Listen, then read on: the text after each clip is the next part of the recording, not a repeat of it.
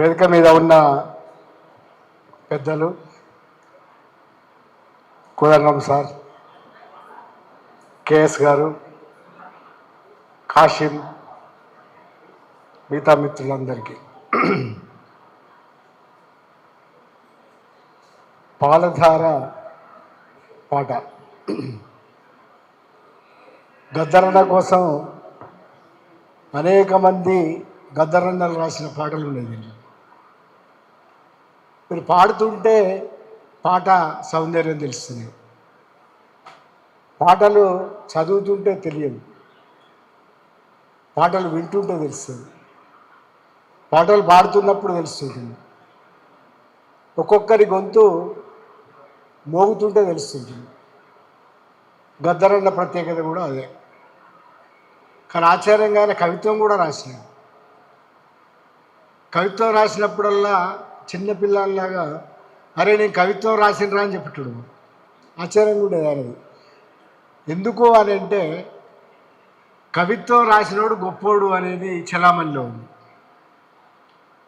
ఈ పాటలు పాడేవాడు, ఆ పాటలు కూడా ఎక్కడెక్కడో పాడేవాడు, లక్షలాది మందిని కదిలించేవాడు తెలుగు సాహిత్యంలో గొప్పవాడు కాకుండా పోయాడు. గొప్పవాళ్ళు ఎవరంటే ఒక 100 పుస్తకాలు 1000 పుస్తకాలు వేసి అన్నదానిలో గుంగునాయించుకొని కవిత్వం చదివే వాళ్ళు గొప్పవాళ్ళు, శిష్టులు అంటారు. అట్లాంటప్పుడు గద్దరన్న కూడా అరే ఏదో కవిత్వం రాస్తే గొప్పగా ఉన్నట్టున్నది రా అంటాడు మాతోటి. గద్దరన్న ఎంత సరదాగా ఉండేవాడంటే ఇట్లాంటి అంటే విసురులు అవతలి వాళ్ళ మీద, ఏం రా ప్రపంచంలో మేము కాదా అనే ఒక ధోరణి. అట్లాంటి గద్దరన్న మీద నిజానికి ఎవ్వరికి అట్లాంటి గౌరవం దక్కలేదు. గద్దరన్న 2 ఏళ్ళు అయిపోయింది. మరణించినప్పుడు కానీ ఆ తర్వాత కానీ అంతమంది ఒక మనిషి వెంట, ఆయన చివరి చూపు వెంట నడిచిన వాళ్ళు ఎవరు లేరు. ఒక మహానాయకునికి నివాళులర్పించినట్టుగా ఆయన వెంట జనం నడిచినారు. చివరి చూపు కోసం తొక్కిసలాట జరిగింది. ఆ తర్వాత గద్దరన్నకు అసలైన నివాళి ఉంటుంది. ఆయన ఈ శిష్టవర్గానికి సంబంధించిన వాడు కాదు, నగరాలకి నాగరికతలకి సంబంధించిన వాడు కాదు, ఆయన పల్లెలకు సంబంధించినవాడు. ఆయన పల్లె ఆత్మ, రైతు ఆత్మ, పంట పొలాల ఆత్మ. నాగలి దున్నే కాడ, నాటేసే కాడ, పంట పొలాలల్లో ఆయన పాట మళ్ళొక్కసారి పరిమళించింది. గద్దరన్న కోసం పొలాలల్లో నాట్లేసుకుంటూ వాడిన స్మృతి గీతం అత్యంత అద్భుతమైన స్మృతి గీతం, గుర్తుపెట్టుకోండి. వాళ్ళు ఏం పాడలే, కైగట్టింది. నాట్లేసుకుంటూ పాడతారు కదా, తెలుసు కదా మనకి. కైగట్టి ఆయన వాళ్ళు చాలా సింపుల్ వర్డ్స్. పేదల కోసం కొట్లాడింటే గద్దరన్న, మన గద్దరన్న అనే దాంతో ఊరికి పాడుకున్నాడు. అంత నివాళి ఎవరికి వస్తుంది? ఎవరికి రాదు, గద్దరన్నకు మాత్రమే వస్తుంది. ఎందుకంటే ఆయన పాటల స్వరూపము, స్వభావము, సారాంశం అంతా కూడా శ్రామిక జనం, బాధలు పడ్డవాడు, బాధలు అనిపించినవాడు, అభాగ్య సోదరుడు, అదో జగత్ సోదరుడు. గద్దరన్న కూడా ఎట్లాంటి వాడంటే నిజానికి ఇక్కడ మాట్లాడుకుంటూ అనకూడదు కానీ ఒక్క మాట నిజానికి లోపల ఒక తండ్రికొస్తున్నాయి నాకు. ఇక మా స్వభావం కూడా అంత మంచి స్వభావం, ఇక దేని మీద సంతృప్తి లేని స్వభావం. గద్దరన్న దారి అనద్దు. ఇట్లా వీళ్ళ ఆఫీసులో ఉంది కానీ ఇట్లా మంచిగా కుర్చీలు వేసిండ్రు, ఏసీలు ఉన్నాయి, మంచి హాలు, ఎర్రటి కుర్చీలు, ఎర్ర రంగు. ఇదే ఎంపీ భవన్ అని ఒకటి ఉంటుంది, మాకు నేను బసవపున్నయ్య భవన్ ఉంటుంది. అట్లాగే మన ఎన్డీ వాళ్ళకు కూడా ఒకటి ఉంటుంది, న్యూ డెమోక్రసీ వాళ్ళకి. కానీ గద్దరని ఇవేం కోరుకోలేదు ఎందుకో. ఇది కొంచెం ఎంతగానో మర్యాదకరమైన కమ్యూనిస్ట్ పార్టీ. ఇది వ్యంగ్యం కాదు, తప్పు కూడా అనుకోవద్దు. ఇవన్నిటిని ధిక్కరించిపోయినాడు ఆయన. కార్యాలయం లేని చోటుకి, అడవులలో కార్యాలయాలు పుట్టిద్దామని పోయినారు వాళ్ళు. చాలా ఆశ్చర్యకరంగా మనిషి. అందువల్ల గద్దరన్న మొన్న అందరికీ గుర్తొచ్చింది. పేగుబంధం, అడవి బంధం. భారతదేశంలో మొట్టమొదటిసారి ఒక పార్టీ సెక్రటరీ, ఈ భారతదేశంలో 150 జిల్లాలలో రాజ్యం వెళ్ళిన ఒక పార్టీ, మావోయిస్ట్ పార్టీ సెక్రటరీ నంబళ్ళ కేశవరావుని వేటాడి చంపినారు. ఆ చంపిన శవాన్ని ఇయ్యలేదు. ఎవరు గుర్తొచ్చిన లోకానికి? గద్దరన్న గుర్తొచ్చి. అయ్యో గద్దరన్న ఉంటే బాగుండు, గద్దరన్న శవాలను తెచ్చినాడు కదా, మన ఆప్త బంధువులను తెచ్చినాడు కదా, చితికిపోయిన శవాలను పట్టుకొని ఏరుకొని వచ్చినాడు కదా, ఆయన లేని లోటు కనబడుతున్నాయి కదా అనుకున్నారు. That is Gaddar. అంటే గద్దరన్న లోటు లేని లోటు ఎందుకు తెలుస్తుంది? ఏ పరిణామాలు అయితే జరుగుతున్నాయో ఈ పరిణామాలు ఇవ్వాలంటే కాదు, 50-60 ఏళ్ళుగా జరుగుతున్న పరిణామాలన్నిట్లలో కూడా ఏవైతే ప్రగతిశీలంగా అంటామా, అభ్యుదయంగా అంటామా, విప్లవకరంగా అంటామా, ఈ పరిణామాలన్నింటి వెంట కూడా గద్దరున్నాడు. ఆయనను మనం మళ్ళీ ఆఖరిలో కొంత అన్యాయం చేసినారు. కొంతమంది ఏదో తీర్పు చేయడానికి ప్రయత్నం చేస్తారు. తీర్పులు ఇవ్వడానికి మనం ఎవరం? గద్దర్ ఎక్కడా, మనం ఎక్కడా? ఇంతకుముందు కూనంనేని గారు చెప్పిన మాట మీరు విన్నారు కదా. ఆయనకు ఫోన్ చేసి ఆ ఫోన్లో ఏమన్నాడు గద్దరు? అరే సస్తే ఎర్రజెండ కప్పటోడు ఆ కూనంనేని సాంబశివరావు వాళ్ళ పార్టీ ఉన్నదిరా, కొంచెం ఆయన చూసిపోమ్మని ఎందుకో చూడబుద్ధి అవుతుందని కూనంనేని సాంబశివరావుతో మాట్లాడినాడు. ఆఖరిలో ఏమనుకున్నాడు? ఆయన ఎర్రజెండ కప్పుకుందాం అనుకున్నాడు. అంతే. మీరు మిగతా ఆయన విడిచిపెట్టండి, ఆయన ఏ పార్టీకి సంబంధించిన వాడు కాదు. పార్టీ లేని కమ్యూనిస్ట్ అన్నారు ఇంతకు శాంతిశ్రీనివాస్ గారు. కానీ ఆయనకు రాజకీయాలు ఉన్నాయి, స్పష్టత ఉంది. కానీ చివరిలో ఆయన జీవితం ఇక్కడ ఉన్నాడు కాబట్టి అట్లా ఉంది, అంతేగాని దాని మీద ఆధారపడి తీర్పులు ఇవ్వలేము. ఆయన 60 ఏళ్ళు 50 ఏళ్ళ జీవితంలో చివరి కాలాన్ని బట్టి తీర్పులు ఇవ్వలేము, ముందు కాలాన్ని బట్టి తీర్పులు ఇవ్వలేము. మనం తీర్పులం కూడా కాదు. గద్దర్ని అట్లా చూస్తేనే అర్థమవుతాడు. ఆయన జీవితంలో అతిపెద్ద కాలం వెన్నుల తూటా పెట్టుకొని అతిపెద్ద కాలం జీవించిందంతా కూడా ఎర్రజెండ కోసమే, పేద ప్రజల కోసమే, మడమదిప్పని పోరాటాల కోసమే, అరణ్యాల కోసమే ఆయన జీవించింది. మనం అట్లా అర్థం చేసుకుంటే తప్ప గద్దర్ ముఖ్యమైన గద్దర్ అంతర్లోకం మనకు అర్థం కాదు.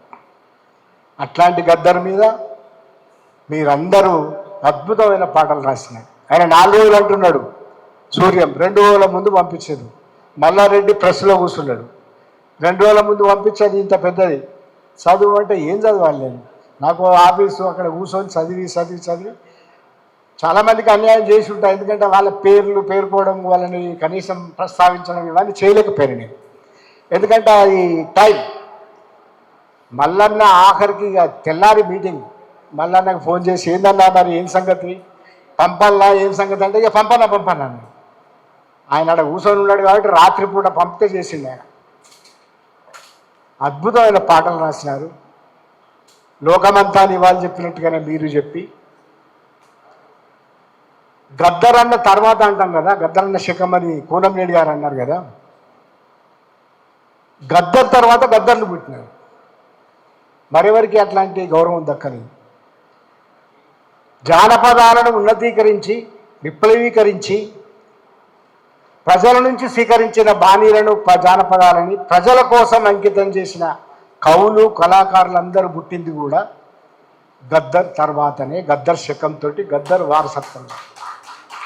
అంగికము వాచికము, ఎగరడము దునకడము, పాటని ఆలాపించడము, ఆపడము, ఉత్సాహం తేవడము, ఉద్రేకం తేవడము, ఏడవడము, ఒక ప్రదర్శనగా దాన్ని మార్చడం అనేది మీరు నేర్చుకున్నదంతా మళ్ళీ గద్దర్ ద్వారా. అట్లాంటి గద్దర్కి మీరు ఇచ్చిన నివాళి, గొప్ప నివాళి.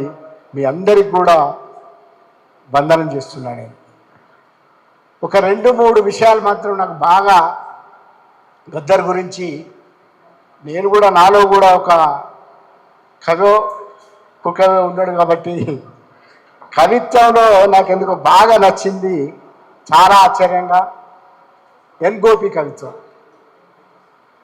నిజంగా కూడా అంత అద్భుతంగా ఉంది. అంటే సింపుల్గా చాలా అద్భుతంగా ఉంది. అన్న అన్న ఒక్క నిమిషం, ఓ అన్న ఓ అన్న ఒక్క నిమిషం ప్లీజ్ ప్లీజ్. ఈ కవి అన్నని దండం పెడతా కొంచెం ఆగు. ఆయన ఎంత సింపుల్గా రాసిన అంటే పాటలాగా రాయలేదు, జోస్తోడు బాడేది కూడా కాదు. కానీ వాక్యాలలో ఏమంటాడంటే 40 ఏళ్ల క్రితం గద్దర్తో అన్నాను, మా ఇంటికి వచ్చి పాడతావా అని. గద్దర్ పాడింది. ఓ వృద్ధురాలు అంది, కాలం మారితే బాగుండు బిడ్డ అని. గోపన్న నీ రామ్నగర్కు అగ్గి పెట్టిపోతున్నా అన్నాడు గద్దర్. ఇంతే కవిత్వం. అర్థమైంది ఏమన్నా? ఏమర్థం కాలే? గద్దర్ పాట పాడితే ముసలాం ఏమందంటే రియాక్ట్ అయింది, అరే కాలం బాగుపడితే బాగుండు బిడ్డ అని అన్నది. అంటే అప్పుడు ఏమన్నాడు గద్దర్ తెలుసా? నువ్వు పిలిచినావు నన్ను పాట పాడమన్నావు, కానీ నీ రామ్నగర్కి ఇప్పుడు అగ్గి పెట్టిపోతున్నా అన్నాడు. అంటే గద్దర్ ఈ ప్రపంచానికి అగ్గి పెట్టిపోయినాడు. అగ్గి ఆరేది కాదు. అట్లనే ఓ రోజు బస్సు తూప్రాన్లో ఆగింది. ఎక్కడ? తూప్రాన్లో ఆగింది. వెంటనే దిగి చెప్పులు విడిచి నిలబడ్డాను.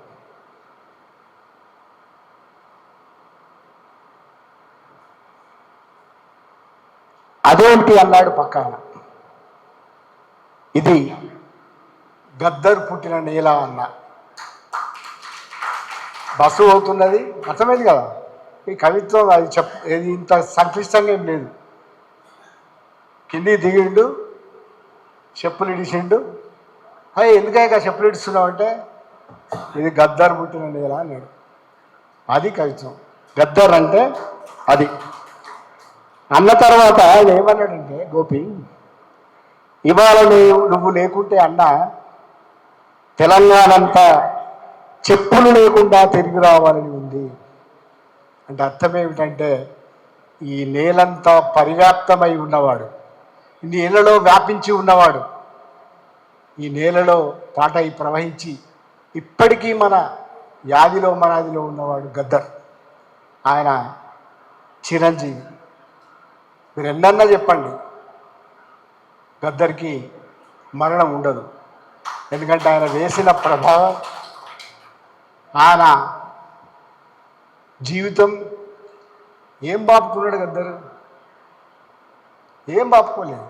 చాలా మాట్లాడుతుంటాం మనం, కానీ జీవితం అంతా ఒక సంఘర్షణలో బతికినవాడు, జీవితం అంతా ఒక పోరాటంలో బతికినవాడు, రాజీ లేకుండా బతికినవాడు, ప్రశ్నించినవాడు, ప్రశ్నల కొడవలై నిలబడ్డవాడు, చివరికి రాజ్యాంగాన్ని ఎత్తిపడదామని పిలిపించినవాడు. ఈ ఫాసిస్ట్ సందర్భంలో మనం అందరం మళ్ళొక్కసారి మన రాజ్యాంగం అమలు కావడానికి మాట్లాడుకుందామని అన్నవాడు గద్దర్. ఆ గద్దర్ స్మరణలో మీరు రాసినందుకు మీ అందరికి కూడా పాదాభివందనాలు చెప్తూ సెలవు తీసుకుంటున్నాను. Thank you.